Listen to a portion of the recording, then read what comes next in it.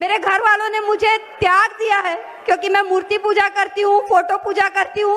बोलते हैं मुस्लिम के नाम पे तू कलंक है, मरेगी तो जहन्नुम में जाएगी। मेरे को ये सब चीज से कोई फर्क नहीं पड़ता। मेरा मन बोलता है कि हिंदू धर्म से अच्छा कोई धर्म हो ही नहीं सकता कभी। राम। अस्सलामु अलैकुम वरहमतुल्लाह। बागेश्वर धाम को हो सकता है आप सब लोग जानते ही होंगे, जो एक हिंदू पंडित है।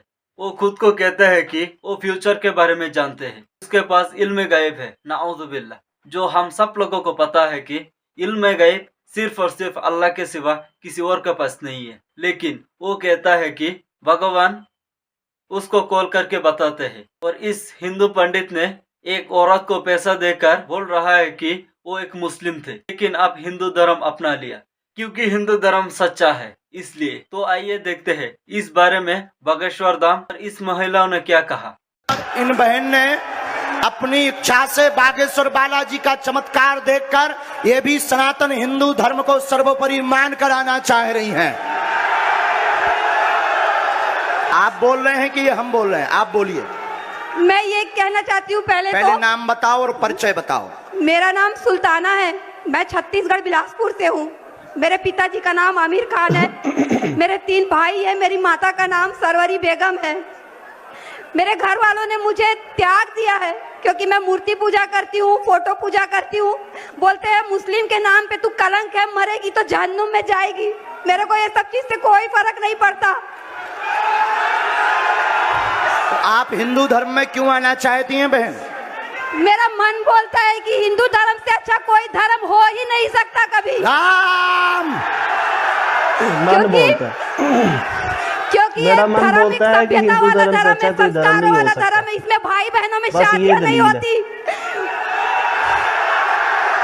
इसमें औरतों की जिंदगी बर्बाद नहीं होती तलाक तलाक तलाक बोल के।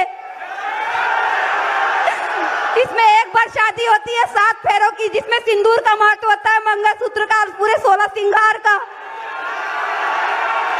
मैं 2 बार मथुरा जाके भी आ चुकी हूँ वहां से। अस्सलाम वालेकुम डॉक्टर साहब, मेरा नाम है सऊद अहसन उस्मानी। मैं यहीं क्रिश्चियन कॉलेज में बीकॉम फर्स्ट ईयर का स्टूडेंट हूँ। आपने हम लोगों को दावत के बारे में बताया कि हम लोग गैर मुसलमान लोगों को इस्लाम की तरफ बुलाएं। तो मैं ये जानना चाहता हूँ, कल को इंशाअल्लाह जब मैं इस काम के लिए, इस नेक काम के लिए आगे दुनिया में निकलूँगा, तो किसी गैर मुसलमान ने मुझसे सबसे पहले ये पूछ लिया कि मैं अपना मजहब छोड़ के, जिसको मैं इतने सालों से प्रैक्टिस कर रहा हूँ, आपका इस्लाम क्यों पकड़ लूँ? या एक स्टेप आगे जाके उसने ये कह दिया, आप अपना इस्लाम छोड़ के मेरे मजहब में क्यों नहीं आ जाते? तो इन दोनों सवालों का मैं क्या जवाब दूँ? शुक्रिया। भाई साहब ने सवाल पूछा कि अगर कोई मुझसे ये पूछेगा कि मैं मेरा मजहब छोड़ के इस्लाम क्यों कबूल करूं, या आप इस्लाम छोड़ के मेरा मजहब क्यों नहीं कबूल करते, वैसी मिसाल है कि एक स्कूल अगर हिसाब में ये बच्चों को सिखाती है कि 2 + 2 5, और दूसरी स्कूल सिखाती है 2 + 2 4, तब कौन सी स्कूल में दाखिल होंगे? वो स्कूल जो हक की बात कर रहा है। लेकिन आम इंसान को हिसाब के बारे में पता है कि 2 + 2 4 है और 2 + 2 5 नहीं है। तो इसीलिए जब आप कॉलेज में एडमिशन लेते, आप उस कॉलेज में एडमिशन लेने की कोशिश करेंगे जो कॉलेज में सबसे बेहतरीन पढ़ाई होती है। उसी तरीके से आप उस मजहब में दाखिल हो जिस मजहब में सबसे बेहतरीन इंसानियत के बारे में कहा गया है। इसीलिए मैं कहता हूं, गैर मुसलमानों से चैलेंज करता हूं कि आप मुझे इस्लाम से अच्छा मजहब दिखाओ और मैं इस्लाम छोड़ दूंगा, आपके मजहब में दाखिल हो जाऊंगा। लोग कहते हैं जाकिर कुफ्र की बात कर रहा है। कुफ्र की किधर बात है? हक की बात है। मैं जानता हूं कि इस्लाम से अच्छा मजहब है ही नहीं, क्योंकि अल्लाह ताला तरीका दिखाता है किस तरीके से दावत देना। ये जो आपको हिदायत मिलती है अल्लाह के कुरान से। अल्लाह ताला फरमाता है, अगर कोई भी कहता है कि अल्लाह ने बेटा जना, तो आप कहो कि मैं सबसे पहले उसकी सिजदा करूंगा। उसका मतलब नहीं कि अल्लाह ने बेटा जना। अल्लाह बेटा जन ही नहीं सकता। अगर अल्लाह बेटा जनेगा तो मैं सबसे पहला सिजदा करूंगा, जो कुरान की आयत है। तो इसी तरीके से मैं कहता हूं, अगर आप इस्लाम से बेहतर मजहब दिखाओ मुझे, मैं वो मजहब को कबूल करूंगा। अगर आप इससे बेहतर किताब मेरे सामने पेश करते हैं तो मैं इस किताब को छोड़ के उस किताब पे अमल करूंगा। लेकिन मैं नहीं चाहता हूं कि हर कोई मुसलमान ये कहे, क्योंकि ये दावती मैदान आपका फन नहीं है। ये मैं कहता हूं क्योंकि मुझे मुताल्ला है। तो इस तरीके से जब हम कहते हैं ताला इला कलमतिन सवाइम बैना बैनकुम, आओ उस बात की तरफ जो आप और हम में यकसा है। तो इस तरीके से जब भी हम गैर मुसलमान से बात करते हैं तो सबसे बेहतरीन जो आयत मैंने कहा, ताला इला कलमतिन सवाइम बैना बैनकुम, आओ उस बात की तरफ जो आप और हम में यकसा है। तो आप कहेंगे भाई साहब आप हिंदू है, आप ईसाई है, मैं मुस्लिम हूं, चलो जो हम में इख्तिलाफ है उसको बाजू रखो, जो आप और हम में यकसा है कम से कम उसके ऊपर तो अमल करे। क्योंकि आपको मेरे मजहब में नया आने का मत आओ, मुझे आपके मजहब में नया आने का मत आओ, ठीक है।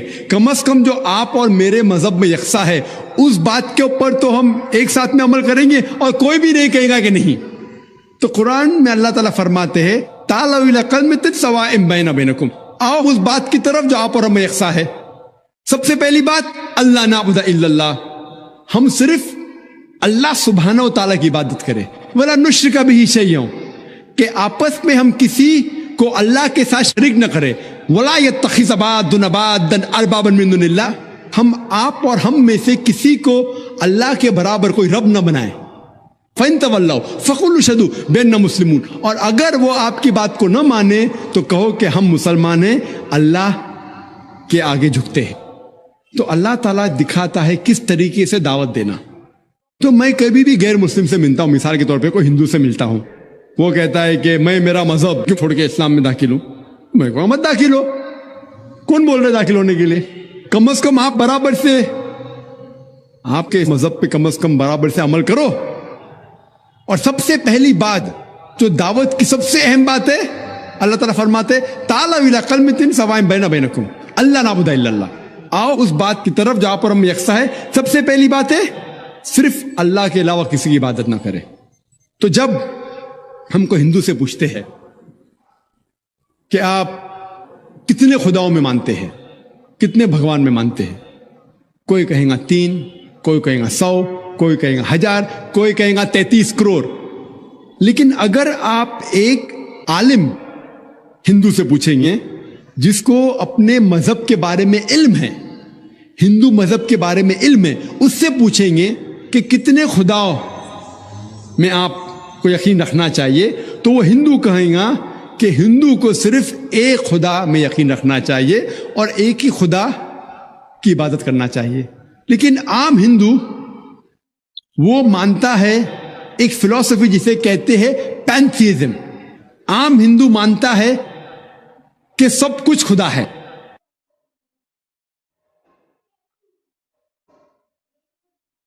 वो कहता है कि पेड़ भी खुदा है, चांद भी खुदा है, सूरज भी खुदा है, इंसान भी खुदा है, सांप भी खुदा है। हम मुसलमान मानते हैं कि सब कुछ खुदा का है।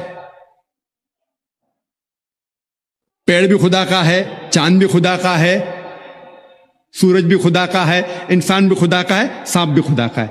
तो ये फर्क जो हमारे हिंदू भाइयों और मुसलमान के दरमियान है, वो आम हिंदू कहता है कि सब कुछ खुदा है, हम मुसलमान कहते हैं सब कुछ खुदा का है। फर्क है सिर्फ का। अगर हम इस का के फर्क को समझ सके तो हिंदू और मुसलमान एक हो जाएंगे। सिर्फ फर्क है का। किस तरीके से हम उस फर्क को समझेंगे? अल्लाह ताला फरमाते ताला इला कलमतिन सवाइम बैना बैनकुम, आओ उस बात की तरफ जो आप और हम में यकसा है। हम समझे उनके किताबों से खुदा का क्या तसव्वुर है। जब हम उनकी मजहबी किताब पढ़ते हैं, Chandogya Upanishad chapter number 6 section number 2 shloka number 1, उसमें लिखा है एकम एविदित्यम। यह संस्कृत श्लोक है जिसके मानी है भगवान एक ही है, दूसरा नहीं है। आगे जब हम पढ़ते उपनिषद, उपनिषद हिंदुओं की एक मुकद्दस किताब है, कई मुकद्दस किताबें हैं। लिखा है श्वेताश्वतर उपनिषद में chapter number 6, chapter number 6, shloka number 9 में, नाकस्य कसिज जनिता न चदीपा, जिसकी मानी है उस खुदा के ना ही कोई वालदा है, ना कोई वालिद है, ना ही कोई रब है। उस खुदा के ना कोई वालदा है, ना वालिद है, ना ही कोई रब है। आगे लिखा हुआ है श्वेताश्वतर उपनिषद में चैप्टर नंबर 4, श्लोका नंबर 19 में, न तस्य प्रतिमा अस्ति, उस भगवान की तरह कोई भी नहीं है, उस खुदा की तरह कोई भी नहीं है। और भगवत गीता में साफ लिखा है चैप्टर नंबर 7, श्लोका नंबर 20 में, all those of materialistic people the intelligence is been stolen by material desires, means जो कोई पैसे के पीछे भागता है, जो लोग पैसे से मुतासिर है, वो लोग गलत खुदा की इबादत करते हैं। All those whose intelligence has been stolen material desires, they worship demigods, जिसके मानी है कि जो लोग पैसे के पीछे भागते हैं वो लोग गलत खुदा की इबादत करते हैं। और हिंदू मजहब की किताब में सबसे ऊंची किताब है वेद। वेद में लिखा है Yajurveda chapter number 32 shloka number 3 में, न तस्य प्रतिमा अस्ति, उस खुदा का कोई भी अक्स नहीं है। लिखा है यजुर्वेद में चैप्टर नंबर 40 श्लोका नंबर 9 में, अंधात्म प्रविशन्ति या असंभूति उपास्ते। अंधात्म मीन्स अंधकार, अंधात्म मीन्स अंधेरा, प्रविशन्ति मतलब दाखिल होना। वो लोग अंधकार में दाखिल हो रहे हैं जो लोग असंभूति की इबादत करते हैं।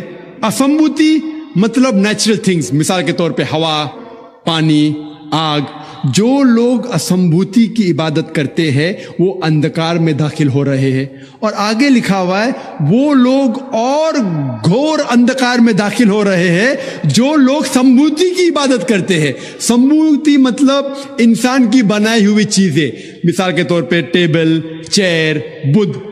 अगर आप इंसान की बनाई हुई चीजों की इबादत करते हैं तो और घोर अंधकार में दाखिल हो रहे हैं। कौन कहता है? Yajurveda chapter number 40 verse number 9। So मैं हिंदू से कहूंगा कि आपकी हिंदू मजहब की किताब में लिखा हो कि एक भगवान है, एक ही खुदा है, ना उसका कोई बुत है, बुत परस्ती करना हराम है, और कई पैगंबर है, आखिरी पैगंबर मोहम्मद सल्लल्लाहु अलैहि वसल्लम है। तो मैं कहूंगा कि आपकी किताब में लिखा हो कि एक खुदा है और आखिरी पैगंबर मोहम्मद सल्लल्लाहु अलैहि वसल्लम है, और आपको जो पैगाम वो लेके आता है उसकी बात को मानना चाहिए। और वो पैगाम क्या है? कुरान और सही हदीस। तो अगर आप हिंदू मजहब की किताबों का मुताला करेंगे आपको यकीन रखने पड़ेगा एक खुदा में और मोहम्मद सल्लल्लाहु अलैहि वसल्लम में। तो इसी तरीके से हर इंसान अगर कुरान और हदीस के ऊपर अमल करे और अपने दीन को फैलाए तो इंशाअल्लाह आज की तारीख में मुसलमान की हालत और बेहतर होगी।